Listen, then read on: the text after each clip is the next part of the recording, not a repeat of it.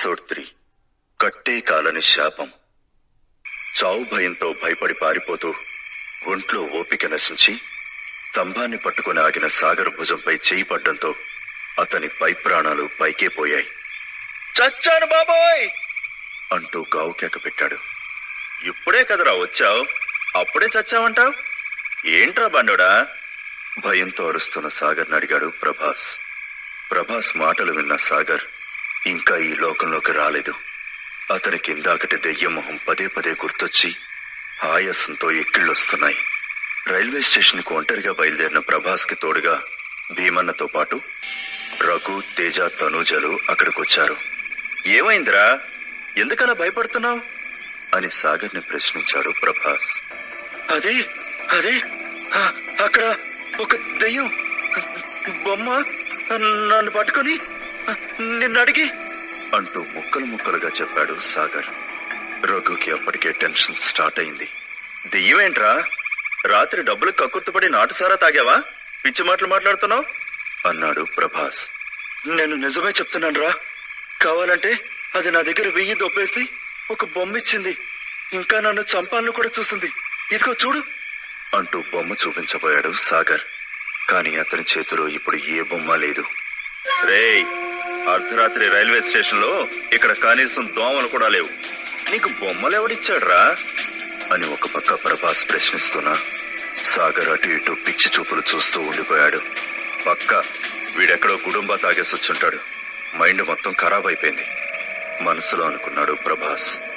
అరే నా మాట నమ్మరా, ఆ దెయ్యం నీ గురించి కూడా అడిగింది, మీ పక్కనే ఉన్న బలికోట గ్రామంలో ఉంటుందట. సాగర్ తాను చెప్పేది నిజమే అన్నట్టుగా మాట్లాడాడు. ప్రభాస్ ఇంకా ఏదో చెప్పేలోపు భీమన్న, ఏంటి బలికోట గ్రామంలో ఉంటాను అని చెప్పిందా అని ఒక్కసారిగా పెద్దగా అరిచాడు. అమ్మా, ఒక్కడైనా నేను చెప్పేది అర్థం చేసుకుంటున్నాడు అన్నట్లు నీరసంగా తలాడించాడు సాగర్. నేను చెప్పాను కదా ప్రభాస్ బాబు, ఈ టైంలో మనం ఇక్కడికి రావడం, ఆయన ఒంటరిగా ఇక్కడ బయట ఉండడం మంచిది కాదని. ఇవాళ మీ వాడు లేచిన వేళా విశేషం బాగుంది, దెయ్యాన్ని దగ్గర నుంచి చూసి ఇంకా బతికే ఉన్నాడు, అది మనల్ని కూడా పట్టుకునేలోపు జాగ్రత్త పడాలి తొందర పెట్టాడు భీమన్న. ప్రపంచంలో మీకు ఆ దెయ్యం తప్ప ఇంకేమీ తెలీదా? ఎందుకంటే చెప్పిందే చెప్పి చావు కొడుతున్నారు, మీరు భయపడుతూ అందరినీ కూడా భయపెడుతున్నారు అని ఏదో మాట వరుసగా అన్నాడే కాని ప్రభాస్కి కూడా భయం మొదలైంది. నాకు భయంగా ఉంది, వెళ్ళిపోదాం. వాళ్ల మాటలను విని వణికిపోతూ అంది తనూజ. మీరు నన్ను ఏమన్నా పర్లేదు, కానీ తెల్లారేదాకా మనం ఇక్కడి నుంచి వెళ్లేది లేదు. మంత్రించిన నీళ్ల బాటిల్ని తీసి అక్కడ చల్లాడు భీమన్న. అందరికీ భయమే కాబట్టి లేచి వెయిటింగ్ రూమ్ కు వెళ్లి తలుపు గడియ వేసుకుని కూర్చున్నారు. సూర్యోదయం అయ్యాక బయలుదేరదాం అన్నాడు ప్రభాస్. కొంచెం సేపు ఆగి అందరికీ టెన్షన్ తగ్గాక, రేయ్ టాటా సుమో, భయపడింది చాలు గాని ఇదిగో నీళ్లు తాగు అని వాటర్ బాటిల్ ఇచ్చింది తనూజ. కొంచెం నీళ్లు తాగాక సాగర్ మామూలు మనిషి అయ్యాడు. ప్రభాస్ వైపు చూస్తూ, ఏంటి సంగతి, రోజు రోజుకి ఎండిపోతున్నావు, డేటింగ్ తగ్గించి డైటింగ్ పెంచినట్లున్నావు సరదాగా జోకేశాడు సాగర్. అందరూ నవ్వుకున్నారు. రఘు వైపు చూస్తూ, నువ్వేంట్రా జిమ్కెళ్ళి కండలు పెంచకుండా జుట్టు పెంచావు? తేజ వైపు తిరిగి, వీడు చూడు జాతరలో బెళ్ళ ఫోటోలు తీసేవాళ్ళ మెడకి కెమెరా కామెంట్ చేశాడు సాగర్. తేజ లేచి సాగర్ మీదకు దూకి అతని మెడను గట్టిగా పట్టుకొని, అవునరా, దెయ్యంతో నీ ఫోటో షూట్ చేద్దామని కెమెరా తెచ్చాను అన్నాడు. నేను దెయ్యాన్ని చూశానంటే జోక్ అయిపోయింది కదా నీకు, అది ఎప్పుడో అప్పుడు నీకు లిప్ కిస్ వస్తుంది, అప్పుడు తెలుస్తుంది అన్న సాగర్ని చూసి అంతా ఇంకోసారి గట్టిగా నవ్వుకున్నారు. ఇంటికి వెళ్ళాక నీకు సర్ప్రైజ్ ఉందిరా బండోడా అన్నాడు రఘు. కొంపదీసి నాకు పెళ్లిగాని చేయరు కదా అమాయకంగా అడిగాడు సాగర్. ఆహా, చాలా ఆశలున్నాయిరా నీకు నవ్వాడు ప్రభాస్. ఆశ కాదు, కరువు తనూజ్ అన్న మాటకు మరింతగా నవ్వారు. ఇంతకీ ఇంట్లో మనం సేఫేనా అని అడిగాడు సాగర్. ఏం చెప్పమంటావురా, ఇంట్లో కూడా రాత్రంతా ఎవ్వరికీ నిద్ర లేదు అన్నాడు ప్రభాస్. పెళ్ళని చెప్పేమన్నా ప్లాన్ చేసావేంట్రా నువ్వు వేటకారం చేశాడు సాగర్. అదంతా పెద్ద కథ, దారిలో షార్ట్ గా చెప్తాలే అన్నాడు ప్రభాస్. తెల్లవారిన తర్వాత అందరూ స్టేషన్ నుండి ఇంటికి బయలుదేరారు. భీమన్న డ్రైవ్ చేస్తుంటే పక్కన సీట్లో ప్రభాస్ కూర్చున్నాడు. మిగిలిన వాళ్ళందరూ వెనక సీట్లలో కూర్చున్నారు. రాత్రి జరిగినదంతా ప్రభాస్ సాగర్కి వివరించి చెప్పి, అలా నేను స్టేషన్కి వచ్చేసరికి నువ్వు ఆల్రెడీ భయంతో బెక్కచచ్చున్నావు అన్నాడు. సాగర్ నుదుటిపై పట్టిన చెమటను తుడుచుకున్నాడు. ఎరా బండుడా, ఇంతకీ దెయ్యం ఎలా ఉందరా? అందంగా ఉందా అడిగాడు రఘు. అదేం అడుగుతావులే, అనుష్కను నయనతారను కలిపి మిక్సీలో వేసి తిప్పితే ఎలా ఉందో అలా ఉంది. సూపర్ ఫిగర్, కానీ కింద చెప్తూ ఆగిపోయాడు సాగర్. కింద సగంలో ఆపేసావేంట్రా చెప్పు అన్నాడు తేజ. కాళ్ళు మాత్రం అటువైపుకున్నాయిరా, దెబ్బకి నాకు 102 జ్వరం వచ్చింది అన్నాడు సాగర్. అందరూ దెయ్యాలను చూడక ముందు వరకు ఇలాగే వెటకారం చేస్తారు. ఒక్కసారి చూశాక అప్పుడు ఒంటికి కారం రాస్తే ఎలా ఉంటుందో అలా అయిపోతారు అన్నాడు భీమన్న. ప్రభాస్, తనుజ, సాగర్లకు దెయ్యం గుర్తొచ్చి ఒళ్ళంతా చెమటలు పట్టాయి. 18 ఏళ్ల క్రితం అదేదో తీగల దెబ్బ గ్రామంలో మర్రి చెట్టు దగ్గర ఒక అమ్మాయిని సజీవ దహనం చేయడం, ఆ అమ్మాయి దెయ్యంగా మారి జనాల్ని చంపడం. ఇప్పటి వరకు నేను పుకార్లు అనుకున్నాను భీమన్న అన్నాడు రఘు. జనాలు తమకు నచ్చని, తాము నమ్మని నిజాలను కొన్నిసార్లు పుకార్లుగా ప్రచారం చేస్తారు. కానీ అబద్ధాలుగా ప్రచారం అయ్యే నిజం మనకి నచ్చినా నచ్చకపోయినా ఎప్పుడో ఒకప్పుడు మన ముందుకొచ్చి నిలబడుతుంది. అప్పుడు మనం నమ్మినా నమ్మకపోయినా జరిగింది చూసేవాళ్లు తప్పకుండా నమ్ముతారు అని చెప్పాడు భీమన్న. అంటే 18 ఏళ్ల క్రితం 3 గ్రామాల పొలిమేరలో ఉన్న మర్రి చెట్టు దగ్గర చనిపోయిన అమ్మాయి తన పగ తీర్చుకోవడానికి ఇప్పటికీ అక్కడే ఎదురు చూస్తుందా? భయాన్ని దాచుకోవడానికి ప్రయత్నిస్తూ అడిగాడు తేజ. ప్రస్తుతం పరిస్థితులు చూస్తుంటే ఆ దెయ్యం పగ తీర్చుకునే సమయం వచ్చిందని అనిపిస్తోంది. ఏ క్షణమైనా ఆమె మళ్లీ రావచ్చు నిలకడగా చెప్పాడు భీమన్న. రేర్ వ్యూ మిర్రర్లో నుండి అందరి వైపు చూస్తూ ఈ మాటలు చెప్పిన భీమన్న మంత్రాలు మరోసారి చదువుతూ బండి స్పీడ్ పెంచాడు. రావచ్చు కాదు, వచ్చేసింది, ఇప్పుడు మనం ఏం చేయాలి అనే ప్రశ్న తనుజ, ప్రభాస్, సాగర్ మొహాల్లో కనబడుతుంది.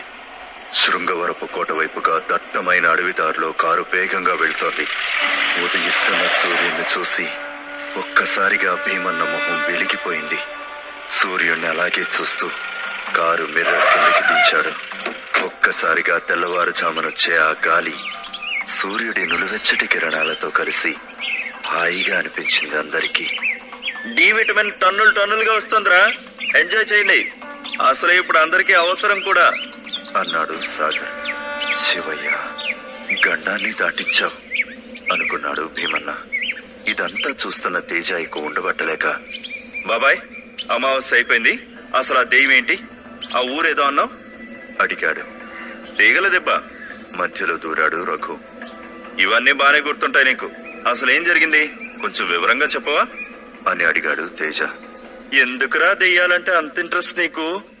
మళ్ళీ ఆ టాపిక్ తీసినందుకు చికాకు పడుతూ విసుక్కుంది తనూజ. ప్రభాస్ మాత్రం భీమన్న వైపు చూస్తున్నాడు. ఎందుకంటే తనకు కూడా అసలు ఏం జరిగిందో తెలుసుకోవడం చాలా అవసరం.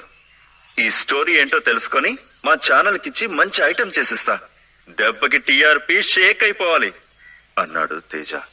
జాగ్రత్త రోయ్, తేడా వస్తే నువ్వైపోతావు మళ్ళీ వెటకారం చేశాడు సాగర్.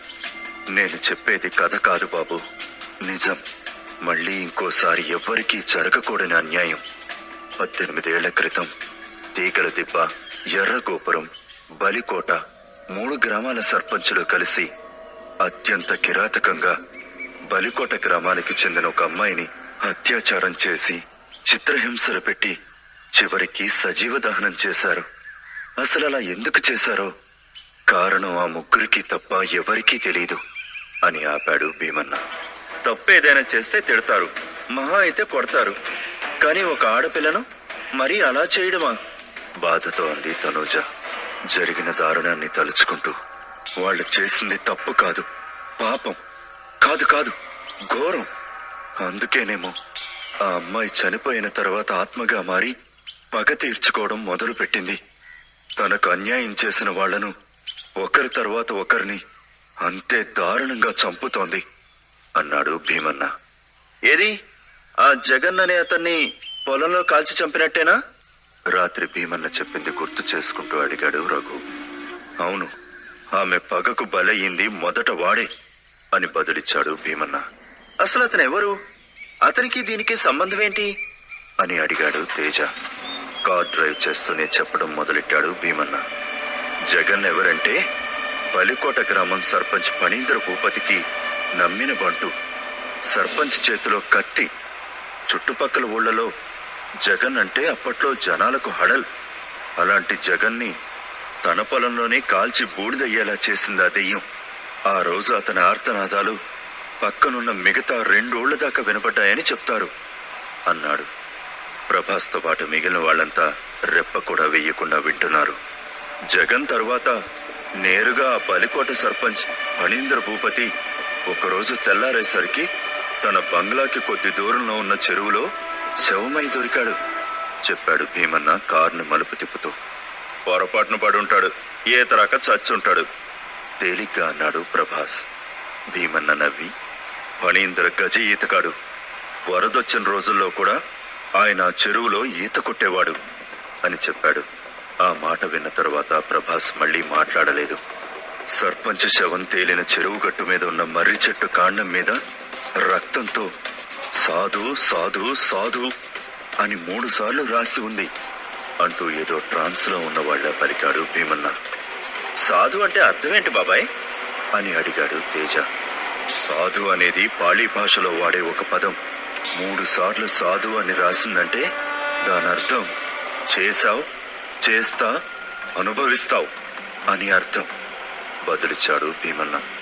అంటే ఆ అమ్మాయి మొత్తం బలికోట గ్రామ ప్రజలందరి మీద పగబట్టిందా అని అడిగింది తనూజ. ఆమె పగ ఒక్క బలికోట ప్రజల మీదనే కాదు, తీగల దెబ్బ ఎర్రగోపురం ప్రజల మీద కూడా. అలాగే కేవలం తను పగ తీర్చుకునేదైతే చంపి వెళ్లిపోయేది. కాని ఆమె ఏదో చెప్పాలని అనుకుంటోంది.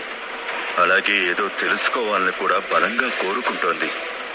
ఆమెది పగ కాదు, రక్తదాహం.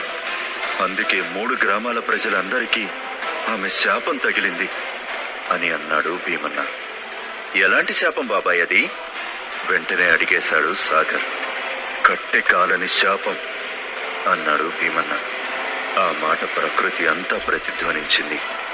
అంటే ప్రభాస్ గుర్తు వణికింది. అంటే దాని అర్థం ఆ ఊళ్ళో ఎవరు చనిపోయినా వాళ్ల అంత్యక్రియలను సక్రమంగా ఆ దెయ్యం జరగనివ్వదు. తనని ఎలాగైతే చంపి సరైన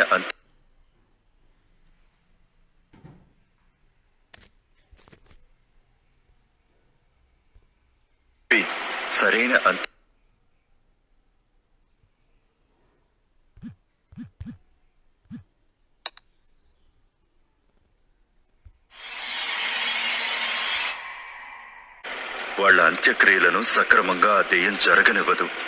తనని ఎలాగైతే చంపి సరైన అంత్యక్రియలు జరగకుండా చేశారో అలాగే అందరికీ జరుగుతుంది. ఆమెను సజీవ దహనం చేసేటప్పుడు ఈ గ్రామాల్లోని ఎవరూ ఆమెను పట్టించుకోలేదు. బ్రతికుండగా కాదు, చనిపోయిన తర్వాత ఎవరైనా దేవుడితో సమానం. వాళ్ళకిచ్చే గౌరవం, చెయ్యాల్సిన అంతిమ సంస్కారాలు వీలైనంత వరకు చెయ్యాలి. ఆ జీవి ఉత్తమ గతులు పొందేలా ప్రార్థించాలి.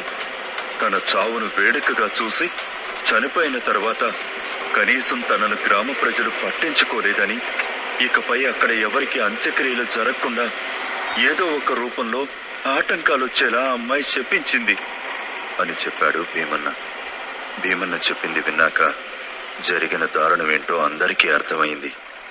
ఈ శాపం మొదట చనిపోయిన సర్పంచ్ మీదే పనిచేసింది.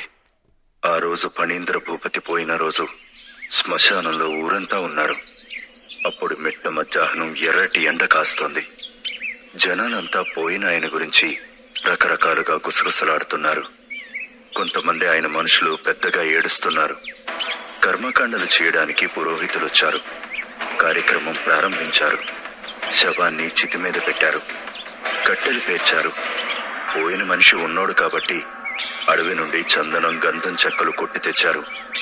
ఇంత జరుగుతున్నా సర్పంచ్ కొడుకు సైలెంట్ గా నిలబడి ఉన్నాడు.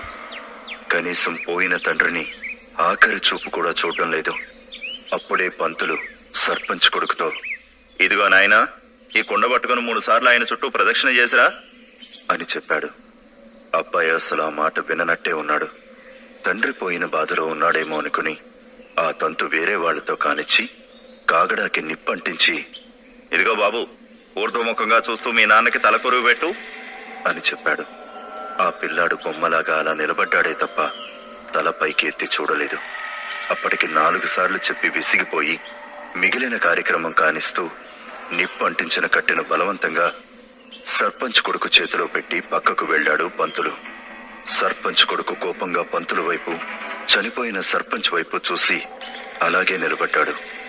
మంత్రాలు చదువుతూ అలాగే నిలబడ్డ పిల్లాడి వంక చూస్తూ, కానివ్వు నాయనా, ఏమిటి ఆలస్యం అని కొంచెం విసురుగా అన్నాడు పంతులు. ఆ అబ్బాయి మెల్లగా అడుగు వేస్తూ ముందుకు కదిలాడు. మెల్లగా ఆకాశంలో మబ్బులు ముసిరాయి. ఆ పిల్లాడి నడక ఉన్నట్టుండి ఆడపిల్ల నడకలాగా మారిపోయింది. ఆడమనిషి నవ్వినట్టుగా పెద్దగా నవ్వడం మొదలుపెట్టాడు. వాటి తీవ్రత క్రమేపీ పెరిగి చుట్టూ ఉన్న వాళ్లకు కూడా వినిపించింది. అంతా భయపడిపోయారు. ఆ కుర్రాడు కూడా ఆడగొంతుతో పెద్దగా అరుస్తూ గట్టిగా నవ్వుతూ, కాలడానికెందుకురా అంత తొందర? కాల్చడం అంటే అంత ఇష్టమా?